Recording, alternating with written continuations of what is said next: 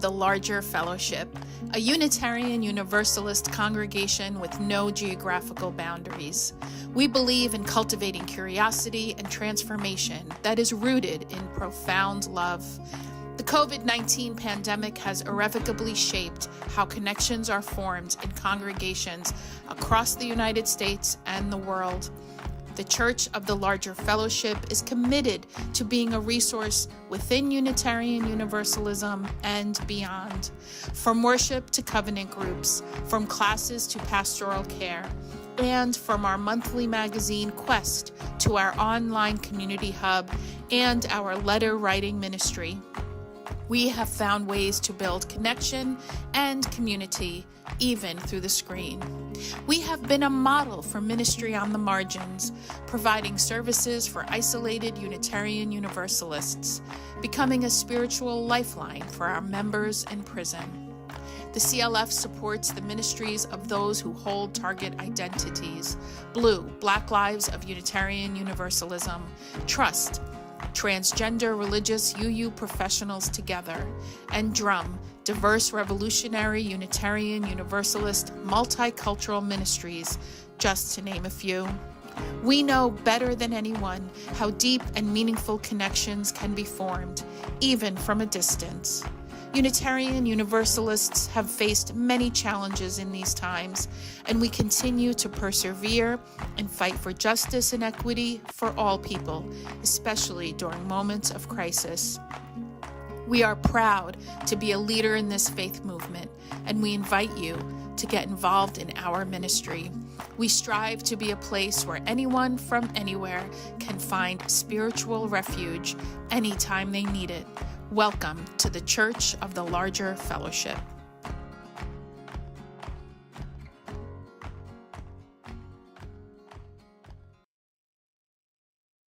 We are so excited to bring you an all-new episode of The VUU. The VUU is a weekly Unitarian Universalist talk show discussing important faith-based topics from an anti-racist, anti-oppressive, and multicultural perspective. Every Thursday for the past 7 years, we have welcomed guests from every corner of the world. Our guests are writers, scholars, activists, and religious thought leaders who are shaping Unitarian Universalism and society for the 21st century and beyond. I hope today's show inspires you. Hope it builds your faith. Hope it gives you perspective to see the power of Unitarian Universalism at work in your life. Enjoy the message.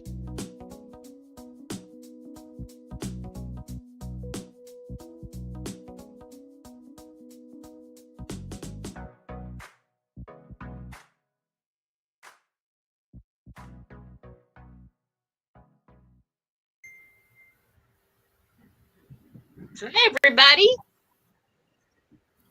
Oh, I'm Aisha. Greetings. I just said hello and forgot everything else. I'm Aisha Hauser. My pronouns are she and her, and I'm here from rainy Seattle, Washington, land of the Coast Salish people, the unceded land of the Coast Salish people. Michael.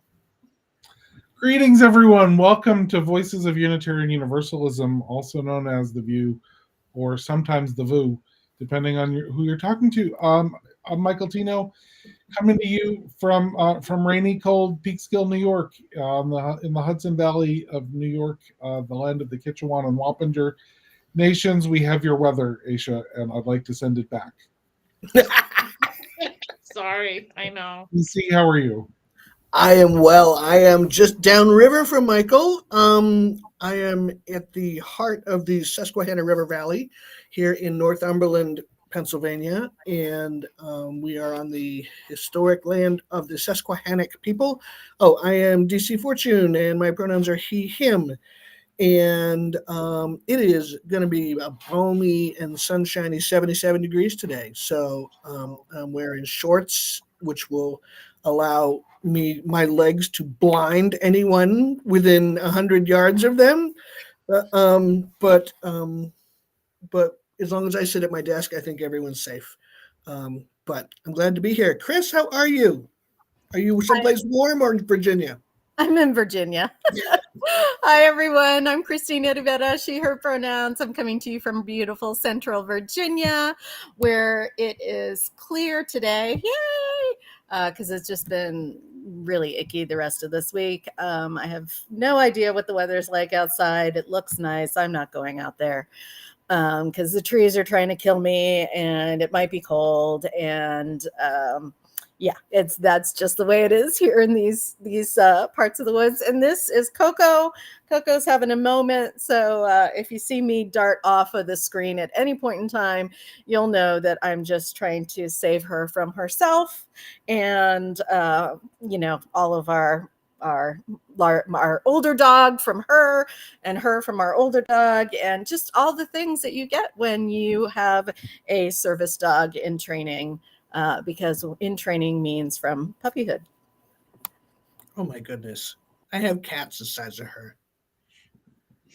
She's adorable. Hammy might be bigger than her. Yeah, Aw. bigger Is that a around Havanese? maybe. What kind of dog is that? A Havanese? She is part poodle and part spaniel and part terrier. Oh, So Jesus. she'll get bigger. I mean, that's not her full size. Yeah, no, she's 3 months old. She's Oh, yeah, okay. she's Yeah. just brand spanking new. She's teething is what it is. Oh, You know how teething is. It's just Get no her a fun. sock. And, yeah, and she just Get her a wants to. sock. Yep, I've got all the teething toys here. Yeah. Got things in the freezer that we pull out. It's a whole thing. But this Oh, is wow.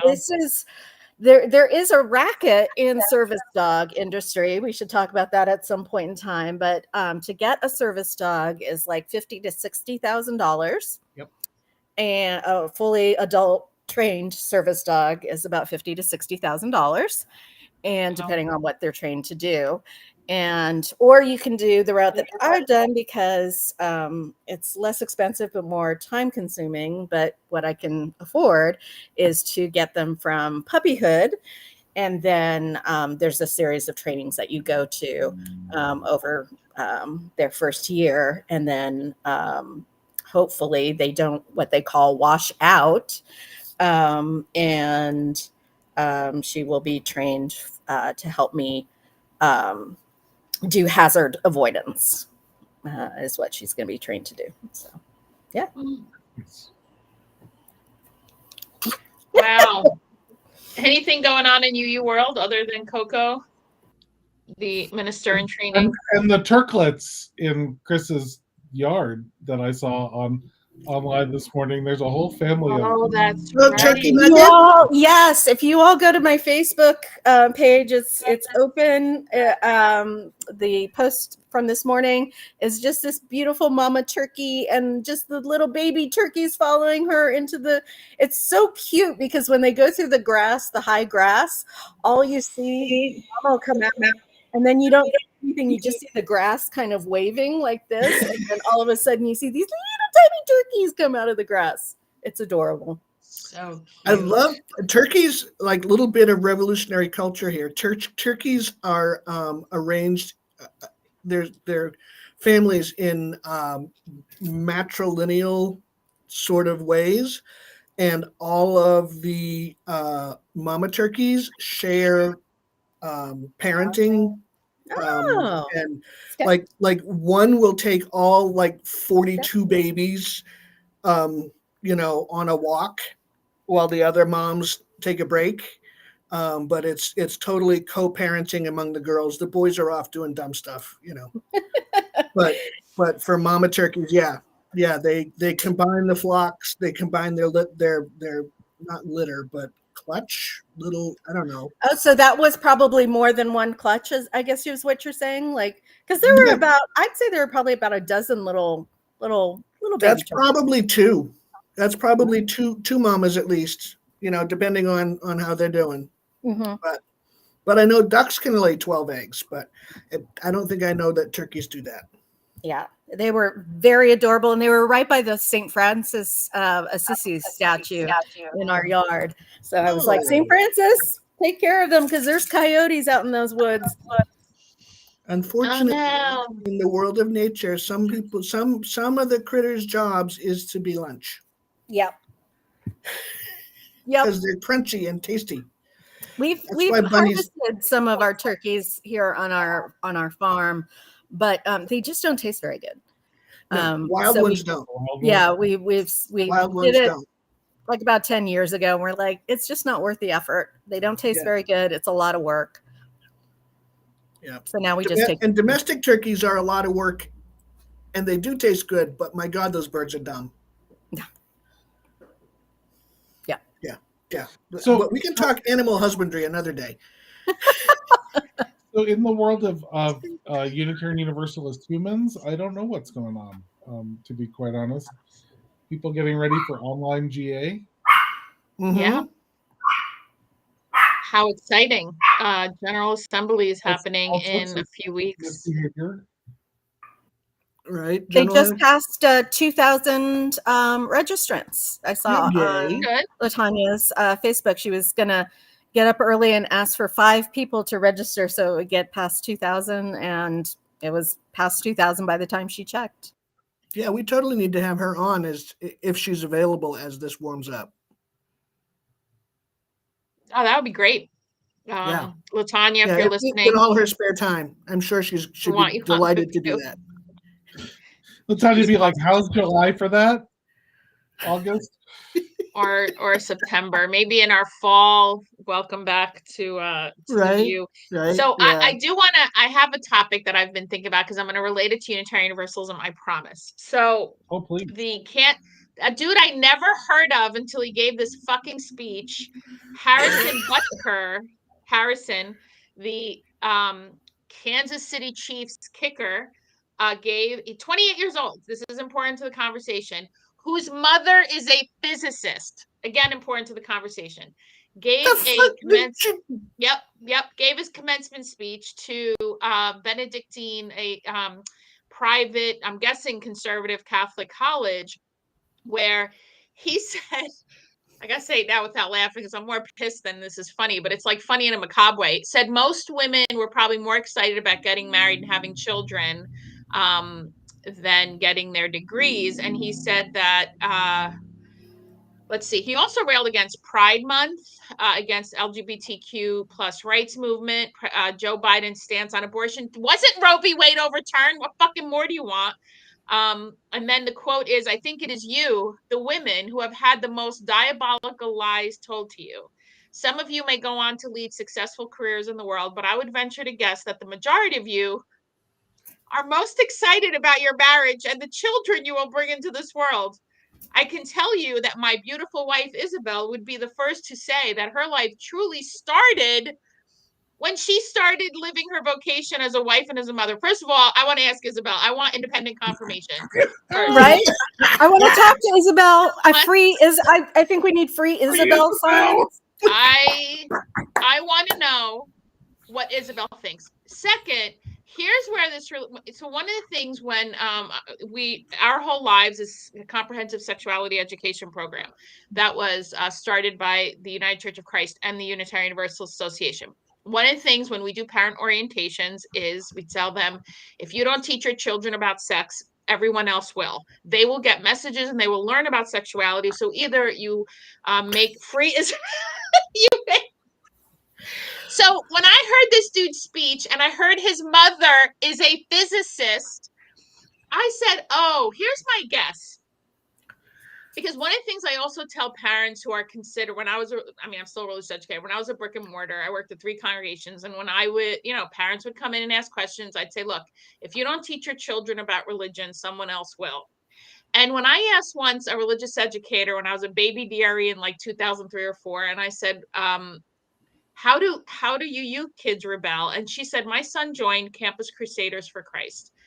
And she said, I was embarrassed because here is a religious educator in a faith that is pluralist, that affirms the inherent worth and dignity of every person. And we can't leave it up to chance. I mean, that's how I ended up at UU. I've told the story countless times. My daughter at 5, whose best friend was a Dutch Reformed, a Good Friday, went and I didn't care. I was like, yeah, play with your, of course you could. And then she'd come home and declare Jesus the light of the world to her Jewish father. So obviously, yeah. And that's when I realized, and I'm like, we need to, she's really going to become a Christian at any point now by the time she's 8, unless we intervene. And so I mean, and he's not the only one. There's a Gen Zs are all over the place in terms of, yes, there's very liberal, activists. And then there are the ones who are going super conservative, and maybe there's a void being filled, and we don't have, what am I trying to say? Don't leave it up to chance. And you don't have to force your kids to do anything. My kids know my values. Neither of them identify as Unitarian Universalist. And they like, we talk values in my family. They came to, they grew up in the UU church since they were 5, from when they were 5, and Luke was 2. But they know what our values are. So even if they're not Unitarian Universalist, so I just feel for that kid's mother.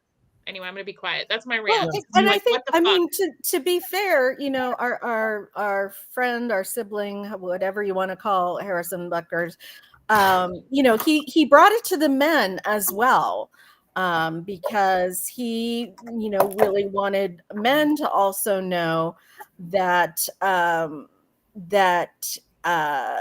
part of what plagues the society is the lie that's been told to the men as well, that men are not necessary in home or in our communities. And he goes on to say, as men, we set the tone of the culture. And when that is absent, disorder, dysfunction, and chaos set in the absence of men in the home, which plays a large role in the violence we see all around the nation.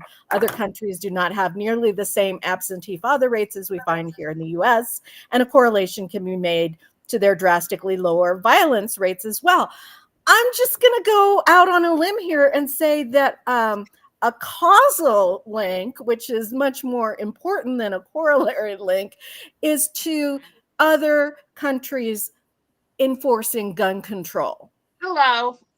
And other countries not having ready access to weapons of mass destruction that can be available to every Tom, Dick, and Harry. That, in his words, this is the part that just fight against the cultural emasculation of men. Do hard things. Be unapologetic in your masculinity.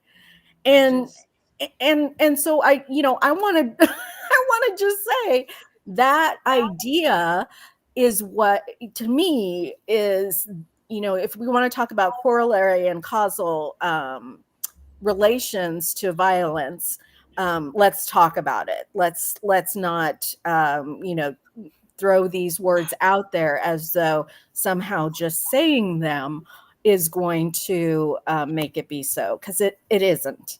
And this is the danger. It's funny-ish, but the danger is the message that is received is that in my masculinity, I need to be able to create dominance over the women in my life, the home in my life, and that all comes, chaos comes from me not asserting that dominance. And that's what we see in the world. And this is why I preach about male fragility and toxic masculinity on Father's Day, and then everybody hates me. Because I'm like, raise better boys. Raise the next generation of fathers. But we had Sarah Green, Reverend Sarah Green, gave a wonderful sermon this past Sunday as our guest sermonator at the CLF, in talking about the original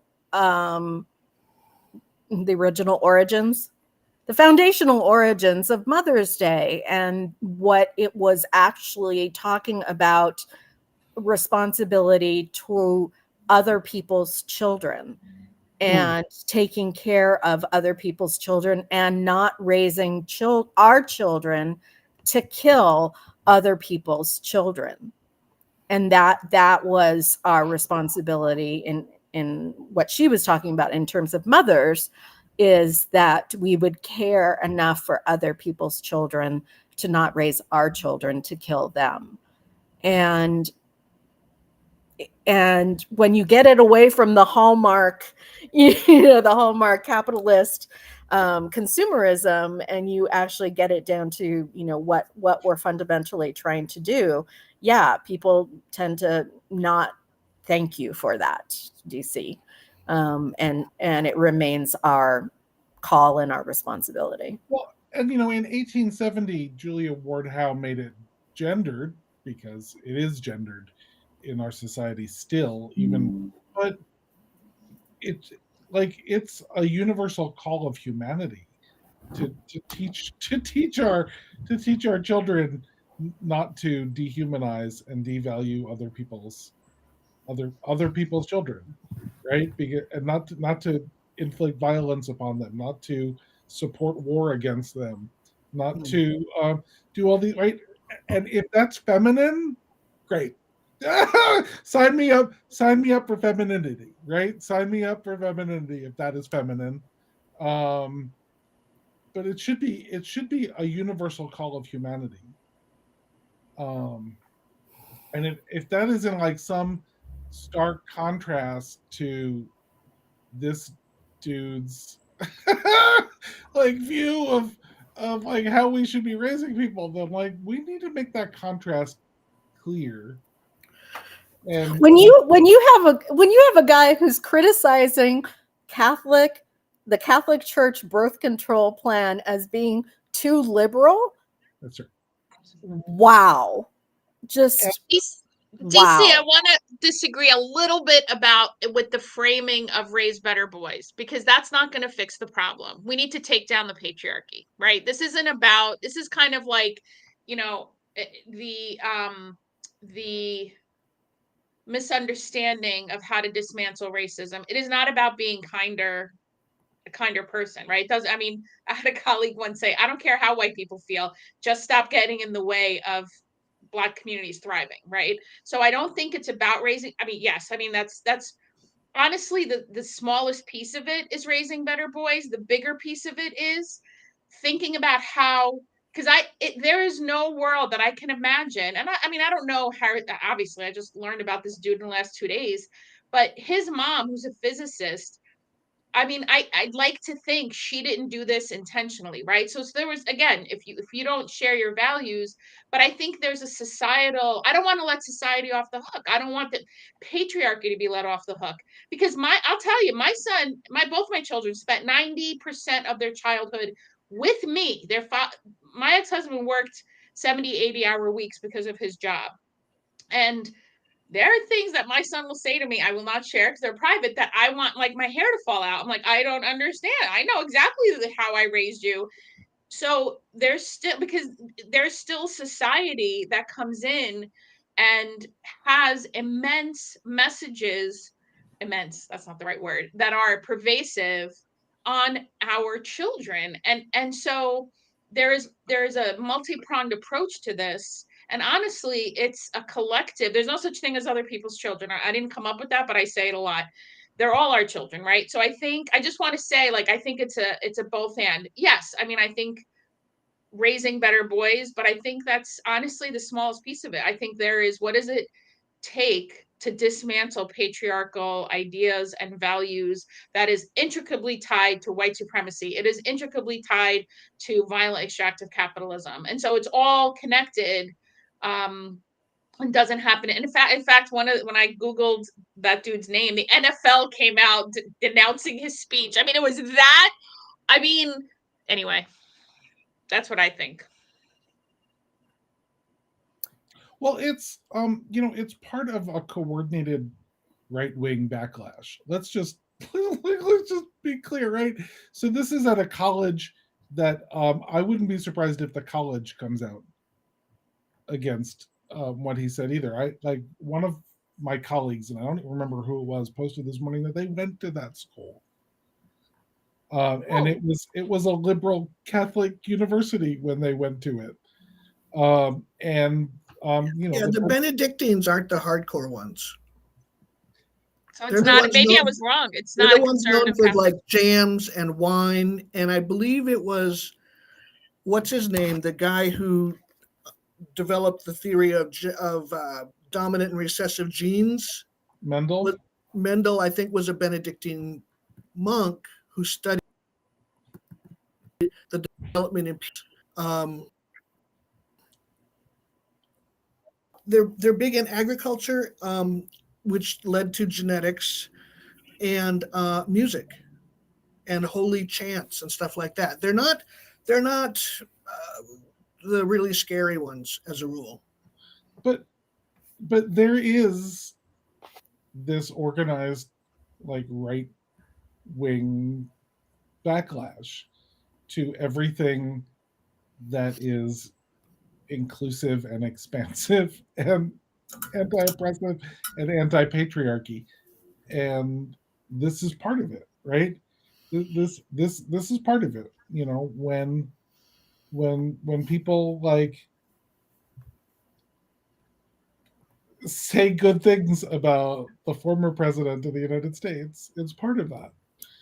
It's part of that. It's like Almost buying into this culture that somehow inclusivity has gone too far.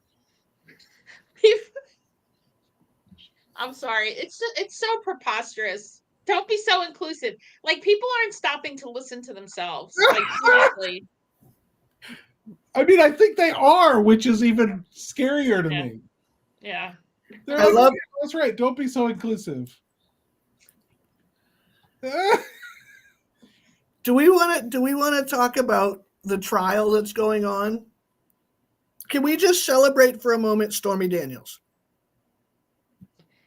Can Here's we what celebrate that woman for absolutely shredding the defense attorney that tried to cross-examine her?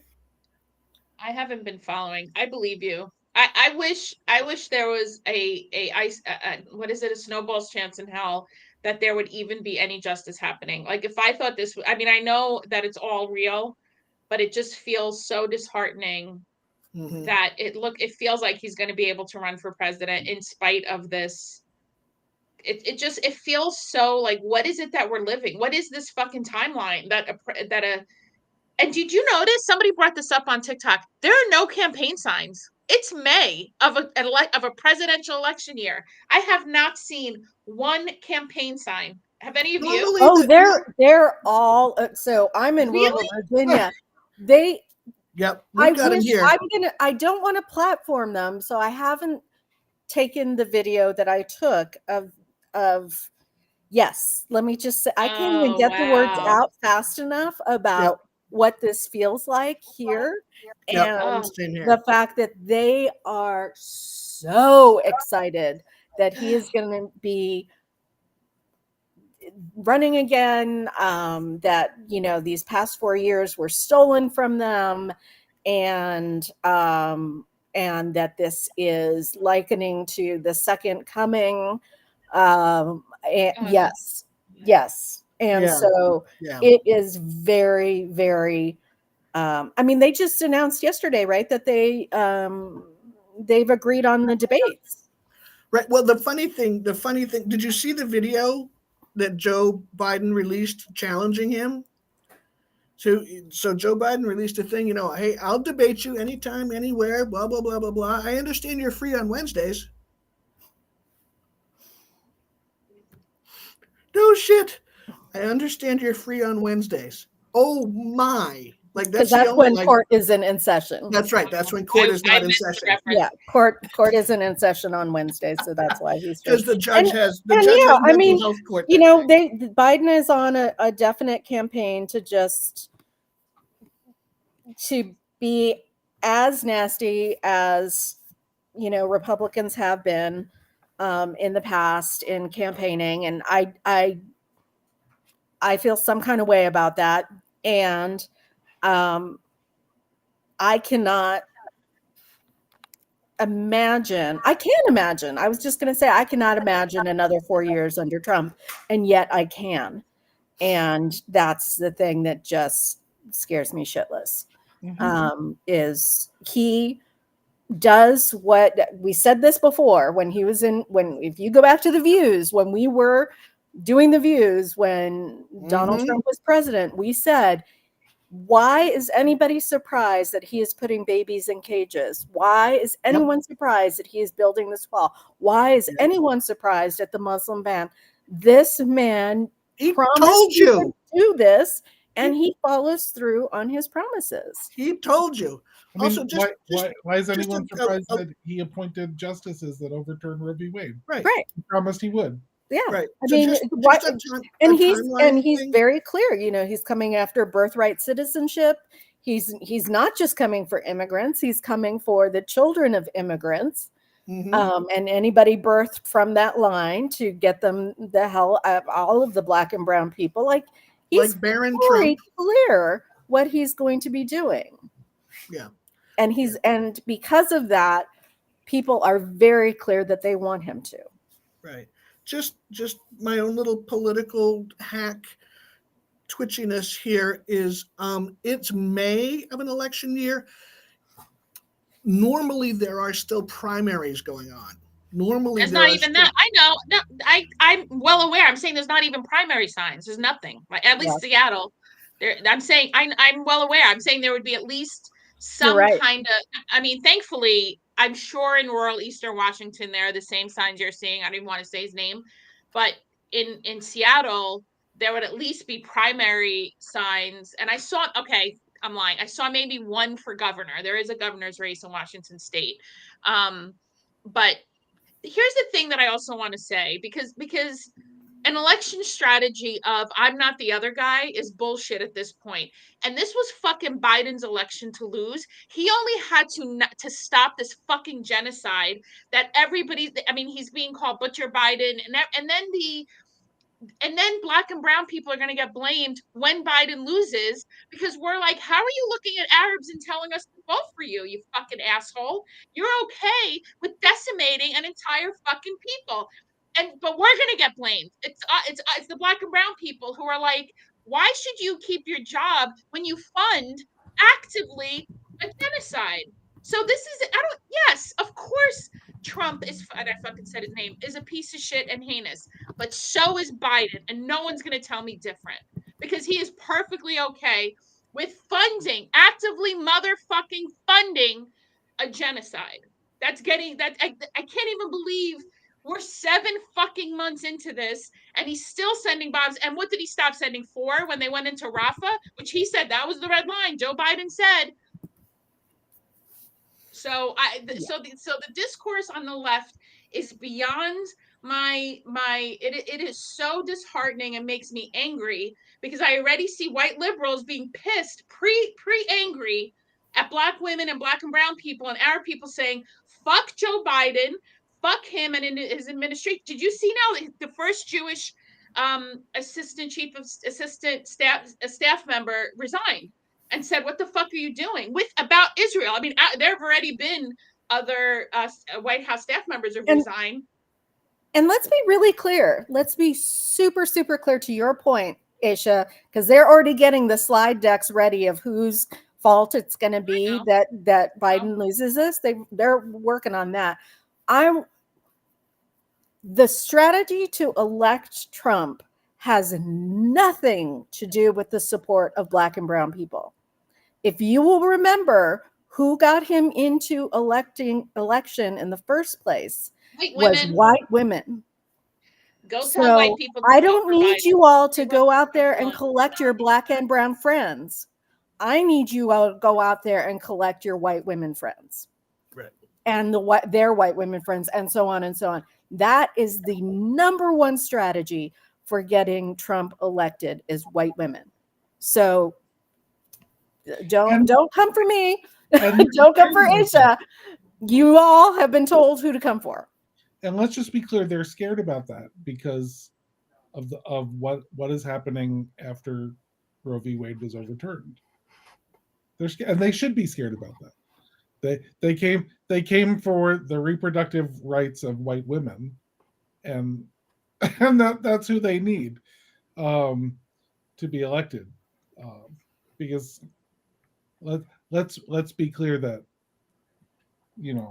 even pre Roe v. Wade overturned, the reproductive rights of Black and brown women were under attack. We can be clear about that too, right? But they came for the reproductive rights of white women, and by design. Yeah, by design.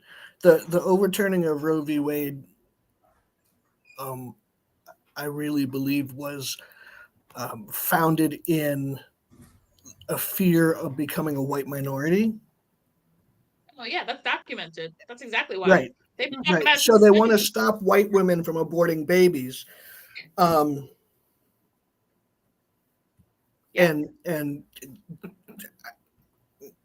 yeah, then I don't have words. I'm sorry. I want to also bring up because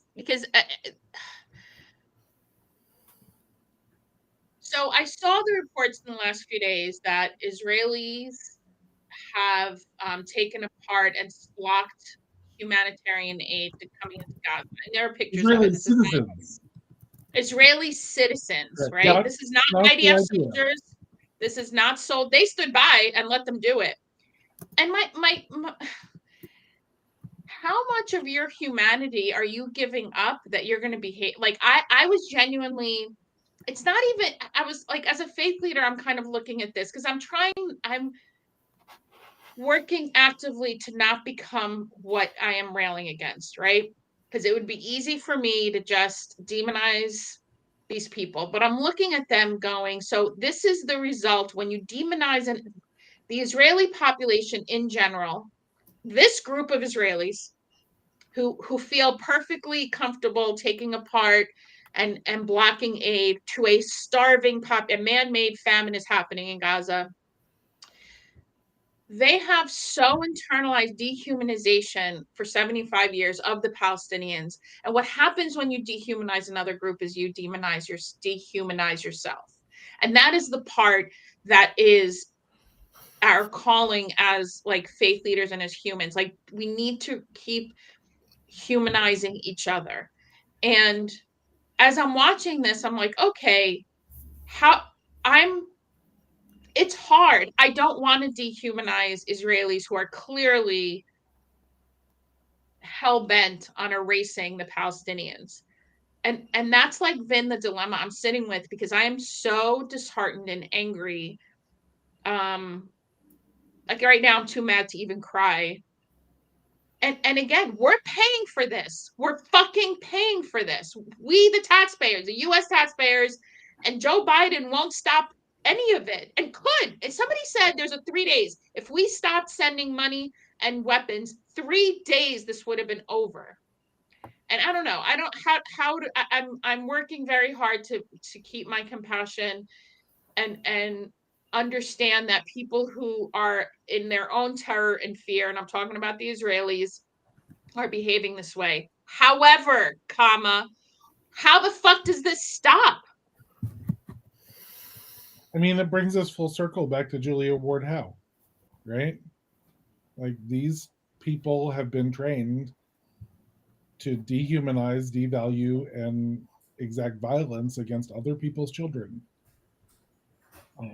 And it is sucking the soul out of humanity. Yeah. Yeah, because it's not just sucking the soul out of them, it's sucking the soul out of everybody who's witnessing. Right.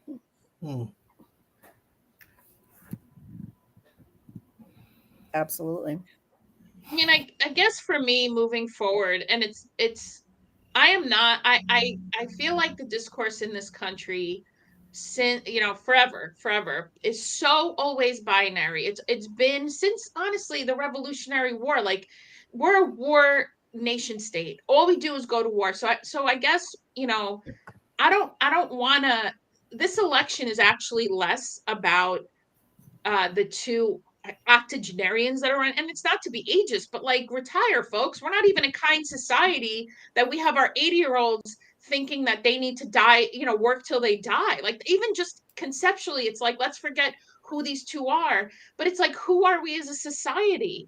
And then like the babies are still in cages. Biden did not fucking take them out. People are still being deported.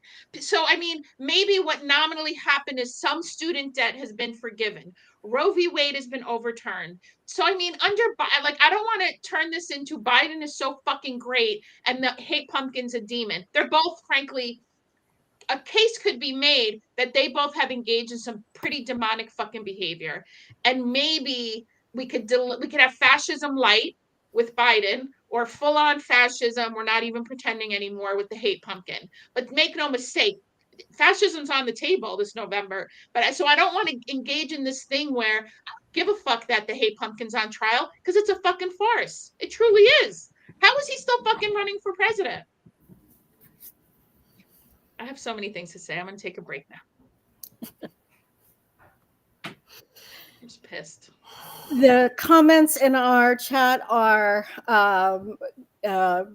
just support for everyone for what's being said. Talan is moving and says it's a great conversation. Camille's giving applause, and Chuck-Hun is checking in from Monroe, Louisiana.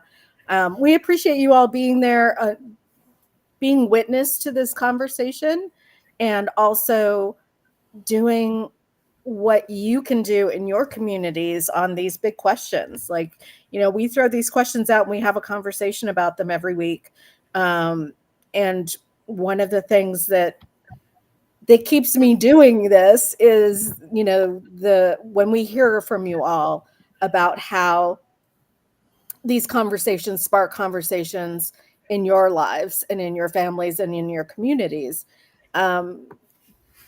Because we're not just here, you know, to like hear each other and talk about this. We want to try and help Unitarian Universalism understand what our faith calls us to do in response to these terrors and atrocities that are going on, this genocide that's going on in our world, these the misogyny that's going on out there, the patriarchy that continues to try and tell us that there is only one way, when we know that there are so many ways, and that, as Aisha said, it's not a binary, and we get sucked into that so easily.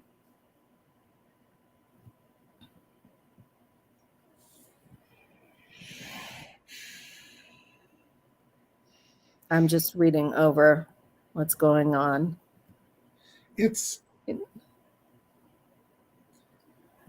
I think, you know, smart folks, and I believe our viewers are smart folks, have to educate ourselves about how we got here, too, right? So I love, Lucretia, I love that you're giving us like segment titles. Where do we go from here? But in order to know where we go from here, we have to know how we got here.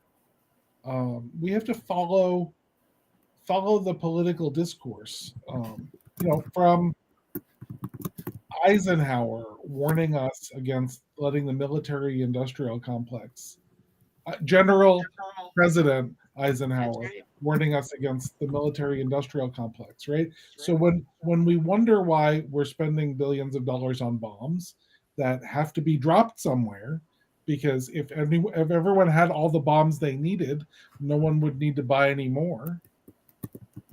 It's because of the money, right? Like follow the cash, right? Follow the Southern strategy. Of, you know, at that point the Republican Party, but goodness knows, I'm not absolving the Democratic Party of evil and blame in this conversation, but you know, the strategy of blaming Black and brown people for the ills of the country, so that white people would vote as a bloc, right? It's been a political strategy. It's been an explicit political strategy for 50 years, if not for longer than that. It's been explicit, like for at least that long, right? So, you know, part of where we go from here has to take into account how we got here. You know, I think it was in the 2016 election, I saw a debate between Ronald Reagan and George Herbert Walker Bush, who were running against each other for the Republican nomination for president in 1980. Really? Yes.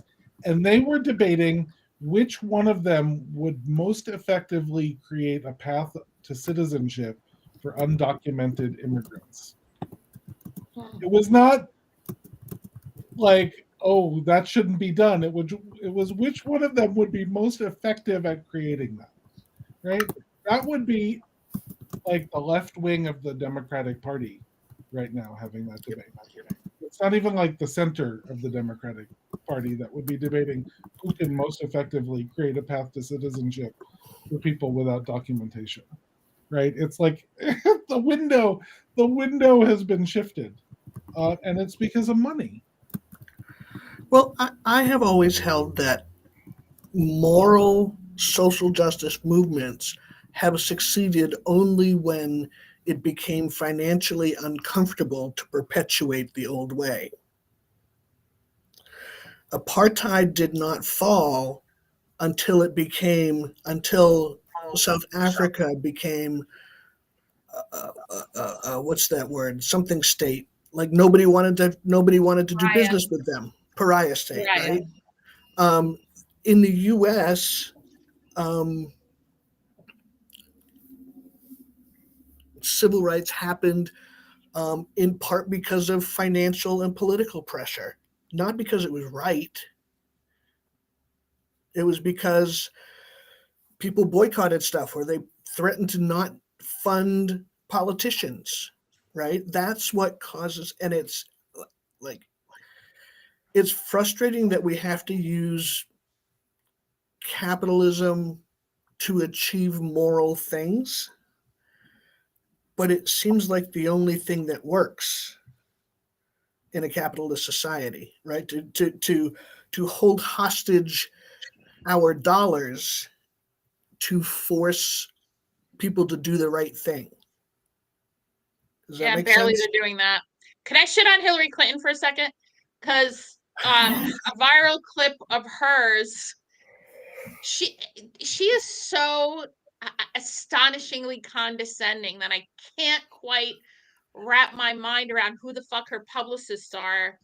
Because the one this week was something like she's saying young people don't know history. No, bitch, they don't. Okay, I'm sorry. I should not have said that. No, Hillary, asshole.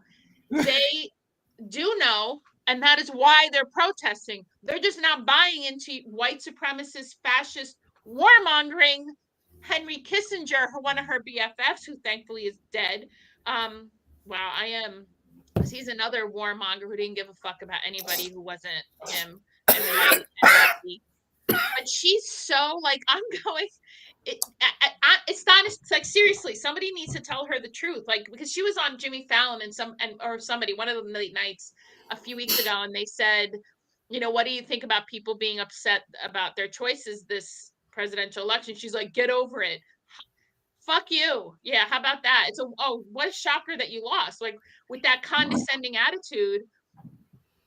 Like, like the Democrats have so taken for granted, and listen, I'll give the Republicans this, for as shitty and hateful as they are, they're fucking disciplined. They're like steamrolling everything.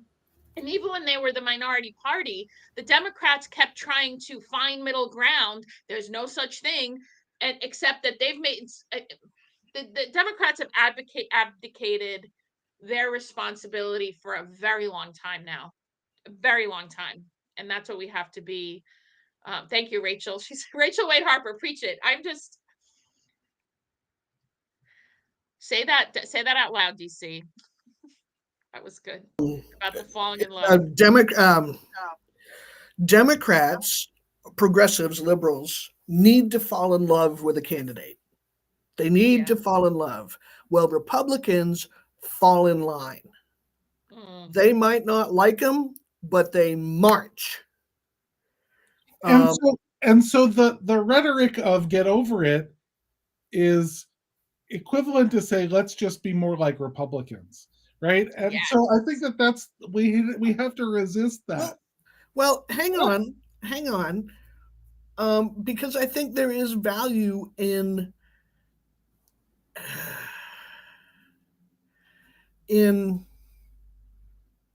as opposed to a wedding, it's more like what vehicle will get me closer to where I need to be. Right? One's going to drive me off a cliff, and the other one's going to go in a general direction, but veer off in some weird way. Right? I don't want to go off the cliff. Like I can go this way for a little while, and then if I need to, I can like get off and walk, but at least I'm not off a cliff. You know what I mean? So I mean, for us, I say we, white, progressive, whatever.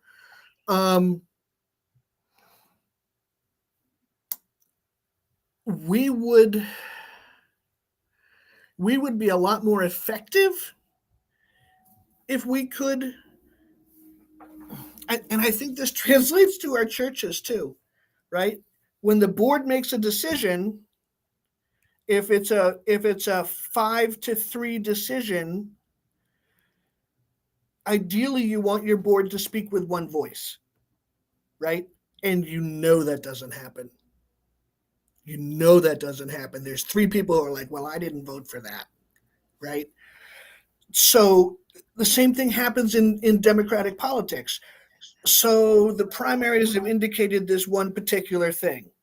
Okay, so this is who our club has put forth. And no, I don't like it. So what am I going to do about it? Am I going to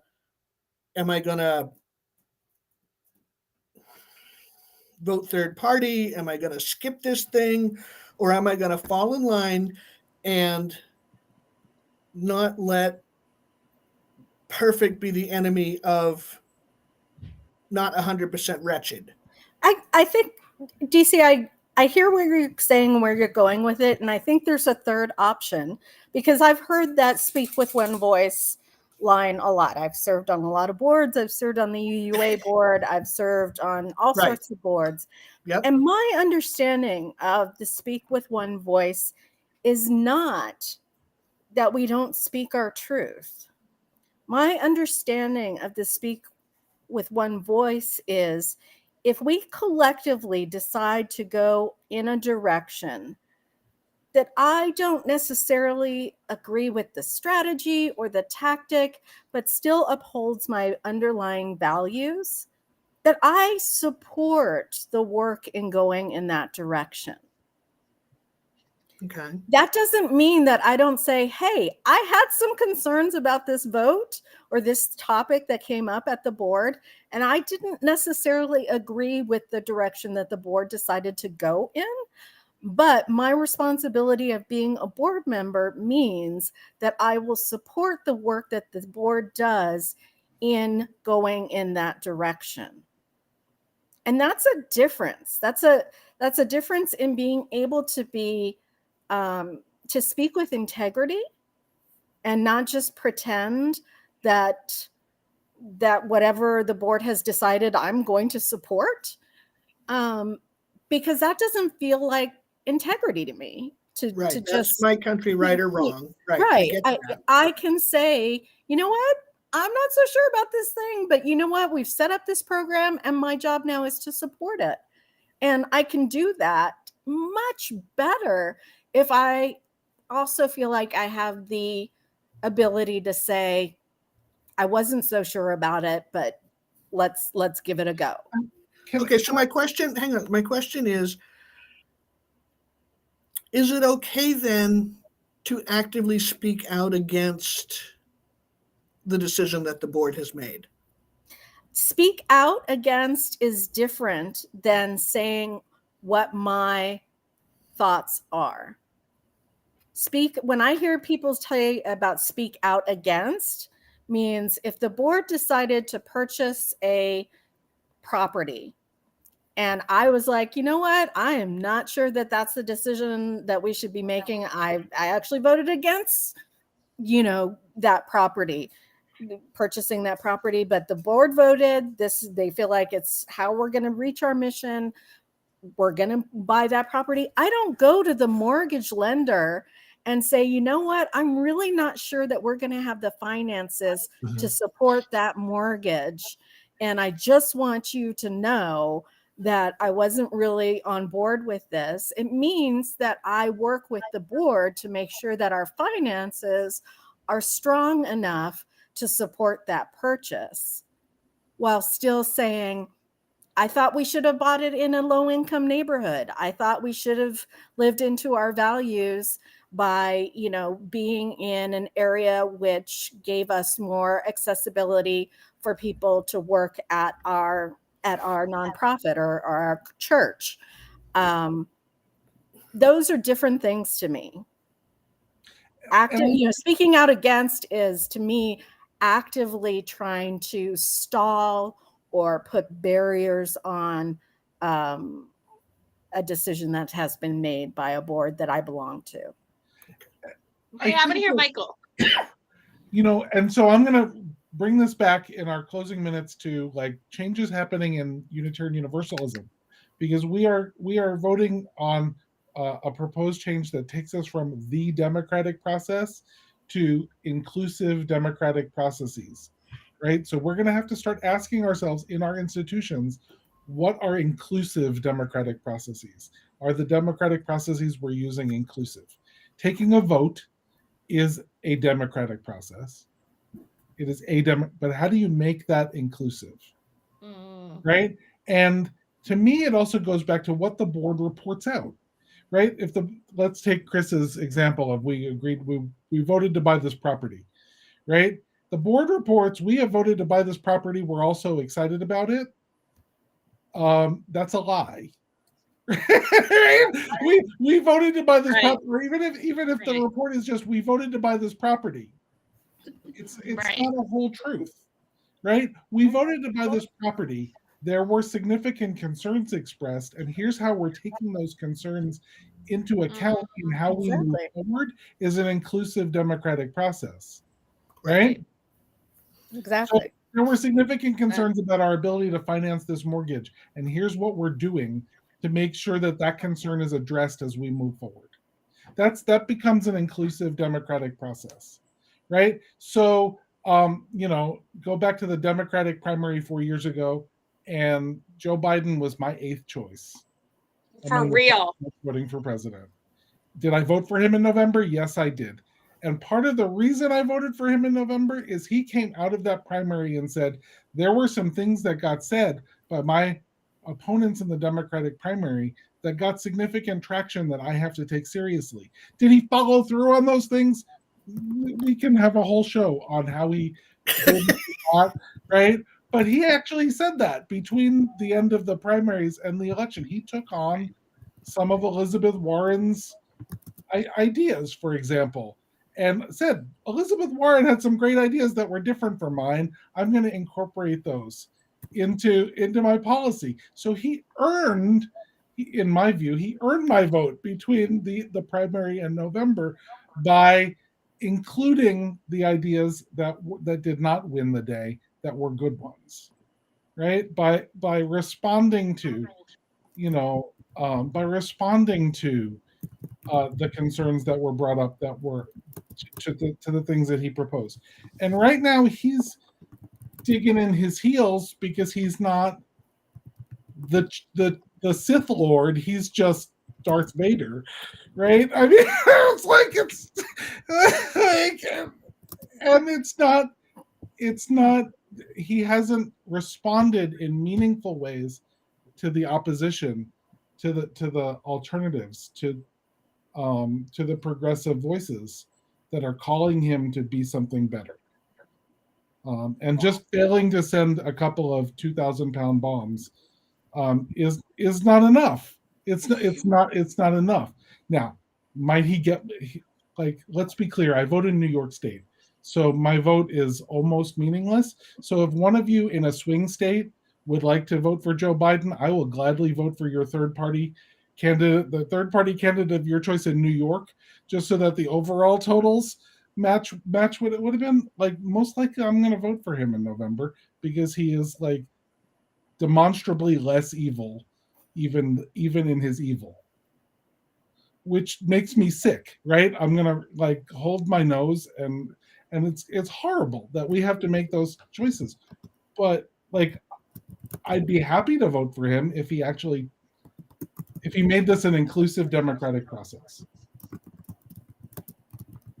Soapbox, off the soapbox. Holy shit, Yeah, Michael, no, you made it just to 1 o'clock. Boom, look at that, top of the hour. We always have the host specials, and we're like, what are we going to talk about? And then before we know it, here we are at the end of our show. And he's just like, I want to talk about that misogynist fuck from Kansas City. And we're like, Is it related to Unitarian Universalism? Oh. Thank you all so much for being here with us. We will see you, some subset of this group. I'm on vacation next week. My boys are graduating from Brown, and I will be going to their graduation celebration next week. But there will be Voices of Unitarian Universalism for you all next week. We'll see you then. Bye, everybody. Thank you for joining us. Special thanks to those of you who give generously to this ministry. It is because of you that this ministry is possible. You can click the link in the description to give now, or visit clfuu.org/give for more information. We hope you will join us next week for another episode of The VUU.